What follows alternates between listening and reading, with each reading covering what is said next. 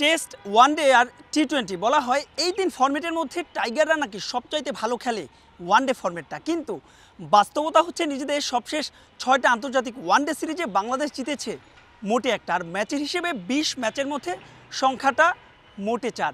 Champions ট্রফির আগে যা বড় অশনি সংকেত। তবে কি ওয়ানডে ফরম্যাটটাই খেলতে ভুলে গেছে বাংলাদেশ?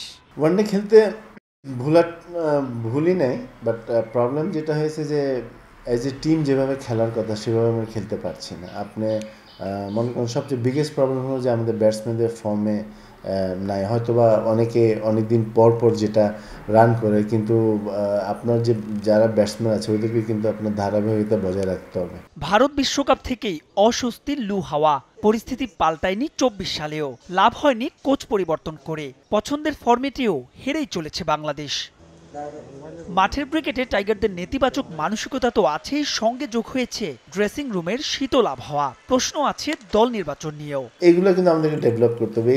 এই মোমেন্টে এসে এইসব মিস্টেক করলে কিন্তু আপনি কোনো ম্যাচই জিততে পারবেন না। সবশেষ কয়েকটি সিরিজে বাজে ফিল্ডিং, ক্যাচ মিস আর হাফ চান্সকে পূর্ণতা দিতে না পারায় আঙুল উঠেছে এই বিভাগের সামর্থ্য নিয়েও। ম্যাচের ডিসিশনটা চেঞ্জ করে দেয় ফিল্ডিং। কিন্তু আপনি যে ওখানে রান আউটটা ভেরি ইম্পর্টেন্ট। আপনি যদি একটা ম্যাচে দিয়ে একটা দুটো রান আউট করে দেন, একটা এক্সট্রাঅর্ডিনারি ক্যাচ ধরে ফেলেন, তাহলে কিন্তু আপনার 2-3টা উইকেট পড়ে যাচ্ছে।